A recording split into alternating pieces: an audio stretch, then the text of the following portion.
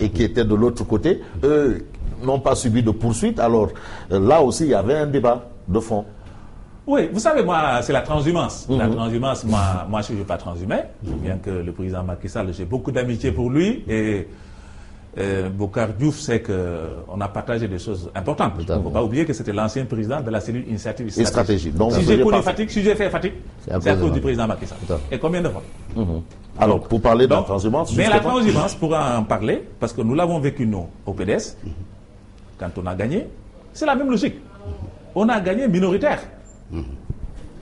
Ce que l'APR, et là je suis d'accord avec lui, hein, quand il a dit ceux qui parlent n'ont personne avec eux, ils vont créer des problèmes.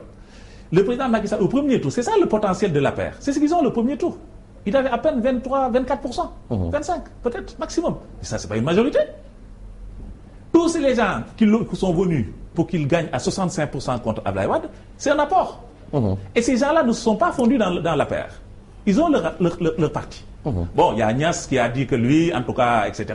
Mais vous avez les conséquences au niveau de la PS. De l'AFP. Ils ne sont pas d'accord sur la position de M. Moustapha Agnès. Et les autres, ils sont chez eux. Moi, je connais quelqu'un qui est avec lui, qui est même très actif.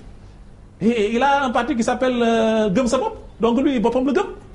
Donc, qui va voter pour lui? Donc, le président, il est obligé de construire une majorité. Mais avec quoi? Cette majorité, il va aller les chercher au PDS, il va les chercher dans la société civile, il va aller les chercher à l'AFP, parce qu'il y a des gens à l'AFP. Moi, je sais qu'il y a des gens actuellement à l'AFP qui sont prêts à le rejoindre.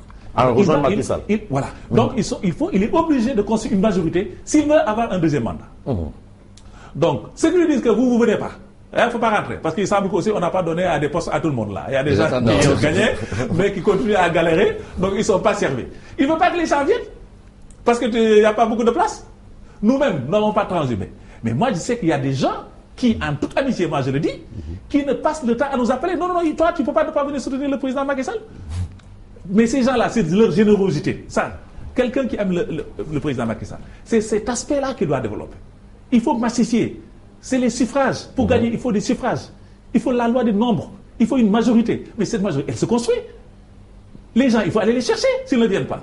Mais ceux qui veulent venir, d'accord, on ne peut pas prendre tout le monde. Il ne faut pas qu'on fasse l'erreur du PDS. Nous, en 2000, on a dit on ouvre.